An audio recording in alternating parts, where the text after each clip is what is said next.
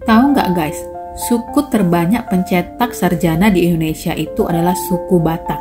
Ini berdasarkan data dari BPS tahun 2024. Tapi kenapa ya minim konglomerat dari suku Batak? Kalau dari POV aku, kenapa bisa suku Batak itu menjadi pencetak nomor 1 terbanyak sarjana di Indonesia itu?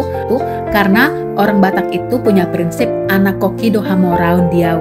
Jadi mereka itu nggak mementingkan banyak harta, banyak sawah, banyak mobil, rumahnya megah gitu. Mereka nggak mementingkan itu, asalkan anaknya itu bisa sekolah setinggi-tingginya, bisa sarjana, ya bisa pendidikannya itu lebih bagus, lebih tinggi daripada yang dia punya saat ini. Apalagi kalau misalnya mereka tuh udah bisa memuliakan anaknya, misalnya anaknya ada 6 nih, dan 6 itu udah sarjana, dan bahkan itu dia lulusan dari perguruan tinggi terbaik di negeri ini. Itu udah merupakan suatu kebanggaan, suatu pride yang mereka bisa bawa ya kemanapun mereka pergi. Misalnya di arisan, pesta adat, dimanapun mereka itu akan angkat kepala dengan bangganya gitu ya, karena mereka sudah sukses mendidik anaknya untuk menjadi sarjana-sarjana yang berkualitas gitu ya. Nah, tapi di lain sisi, kenapa orang Batak itu sedikit sekali ya yang menjadi konglomerat? Ya, kenapa mereka itu sedikit sekali yang masuk daftar Forbes orang terkaya di Indonesia atau bahkan di dunia? Menurut POV aku ya, itu karena orang Batak ini itu kayaknya silau dengan yang namanya jabatan. Ya, bagi mereka itu pekerjaan yang punya prestis, yang punya pride itu adalah pekerjaan yang memakai seragam.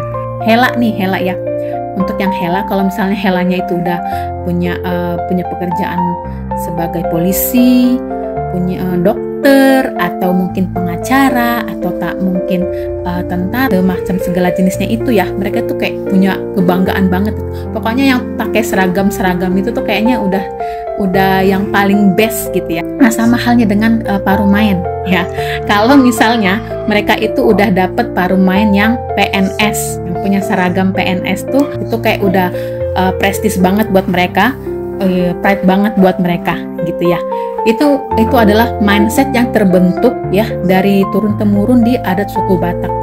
Aku bisa ngomong kayak gini karena aku juga orang Batak ya. Aku orang Batak, aku juga sarjana ya, aku lulusan PTN terbaik juga di negeri ini, jadi aku bisa merasakan vibes itu ya di keluarga Batak.